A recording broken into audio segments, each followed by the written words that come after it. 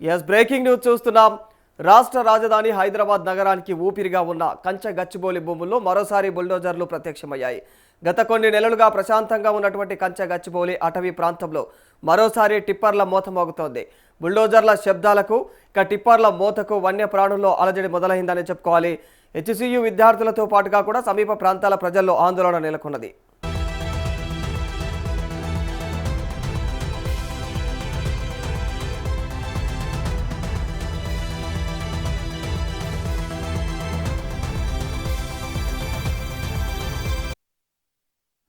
కంచె గచ్చిబౌలిలోని survey number 25లో 400 ఎకరాలను TGIIC ద్వారా అభివృద్ధి చేసి ఐటీ కంపెనీలకు విక్రయించేందుకు రాష్ట్ర ప్రభుత్వం గతేడాది నిర్ణయించుకుంది.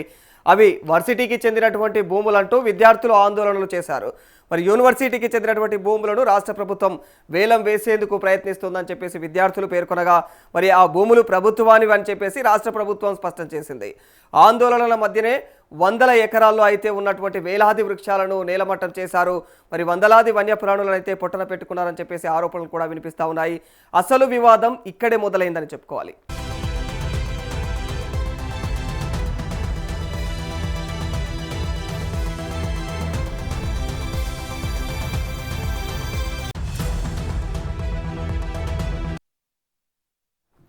మొత్తానికి విద్యార్థి లోకం మరి పర్యావరణవేత్తలు మేధావులు ప్రతిపక్షాలు ఉక్కిరిబిక్కిరి చేయడంతో పాటు కంచె గచ్చిబౌలి భూముల్లో అయితే అడవిని పునరుద్ధరించాలని చెప్పేసి సుప్రీంకోర్టు ఆదేశించడంతో ఒక అడుగు వెనక్కి తగ్గింది ప్రభుత్వం. మరి పర్యావరణ పరిరక్షణకు భంగం కలిగిస్తే చూస్తూ ఊరుకోబోమని చెప్పేసి సుప్రీంకోర్టు హెచ్చరించినప్పటికీ కూడా ఆ భూముల్లో తిరిగి బుల్డోజర్లు వృక్షాలను నేలమట్టం చేసే పనిలో అయితే నిమగ్నమైనట్లు తెలుస్తోంది.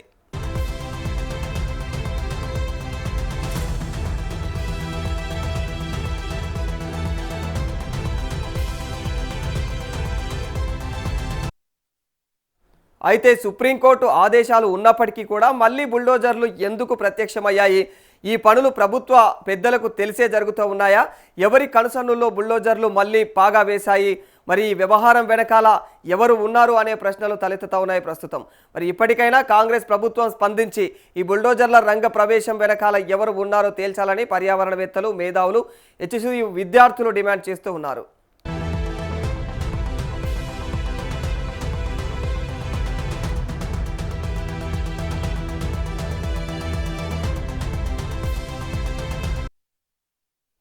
అయితే తాజాగా మైహోమ్ విహంగాకు ఆనుకొని ఉన్నటువంటి టీఎన్జిఓ కాలనీ మరి అలైబలై సమీపంలోని ఫారెస్ట్ ఎన్క్లేవ్ దగ్గర ఉన్నటువంటి అటవీ ప్రాంతంలో బుల్డోజర్లు గుట్టు చప్పుడు కాకుండా అయితే పనులు కొనసాగిస్తున్నట్టు తెలుస్తూ ఉంది. మరి ఈ పనులు కొనసాగుతున్నటువంటి ప్రాంతం హెచ్సియు మరి TERI the energy and resources institute ఆధీనంలో ఉంది.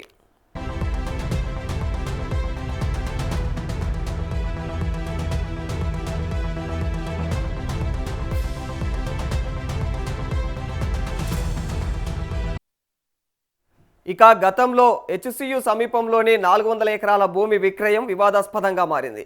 తెలంగాణ ప్రభుత్వం ఈ భూమిని వేలం వేయాలని చెప్పేసి నిర్ణయించగా విద్యార్థులు మేధావులు పర్యావరణవేత్తలు ఈ నిర్ణయాన్ని తీవ్రంగా వ్యతిరేకిస్తూ ఉన్నారు. మరి ఈ నేపథ్యంలో తెలంగాణ ప్రభుత్వం కీలక ప్రకటన చేసింది. ఆ 400 ఎకరాల భూమి ప్రభుత్వానిదేనని చెప్పేసి స్పష్టం చేసింది. ఆ భూమి ప్రభుత్వానిదేనని క్లారిటీ ఇచ్చినటువంటి ప్రభుత్వం అందులో హెచ్సియు భూమి లేదని చెప్పేసి కూడా తేల్చి చెప్పింది.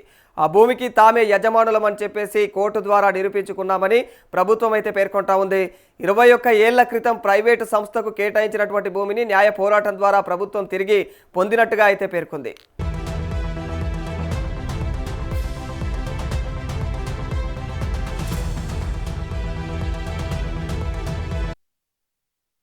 వేలం అభివృద్ధి పనులు అక్కడ ఉన్నటువంటి రాళ్లను ఏమీ చేయవని ప్రభుత్వం తెలిపింది. మరి అభివృద్ధి కోసం ఇచ్చినటువంటి భూమిలో చెరువు లేదని చెప్పేసి కూడా స్పష్టం చేసింది. సర్వేలో ఆ భూమి హెచ్సియుకు చెందినది కాదని తేల్చి చెప్పింది. మరి అభివృద్ధికి ఇచ్చినటువంటి భూమిలో చెరువు లేదని, సర్వేలో 1 అంగుళం భూమి కూడా హెచ్సియు కాదని చెప్పేసి కూడా తేలిందని ప్రభుత్వం అయితే తెలిపింది. మరి కొందరు కావాలనే విద్యార్థులను తప్పుదోవ పట్టిస్తున్నారని చెప్పేసి అయితే ప్రభుత్వం తెలిపింది.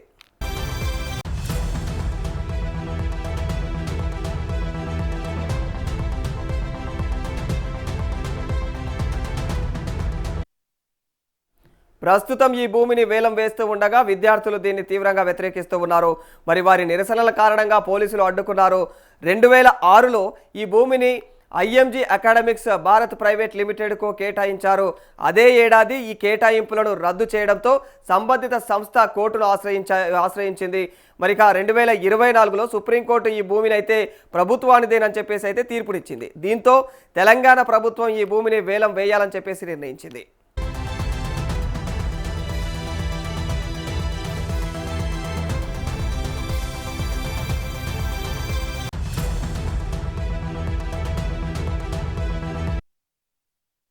ఈ వివాదం కోర్టులో కొనసాగుతూ ఉండగానే బుల్డోజర్లు మళ్ళీ హెచ్సియులో చదును చేస్తూ ఉన్నాయంటూ అయితే పలువురు ఆరోపిస్తూ ఉన్నారు. చూడాలి మరి ఈ ప్రస్తుత వివాదం మళ్ళీ ఏ ఉద్యమానికి దారితీస్తుందో.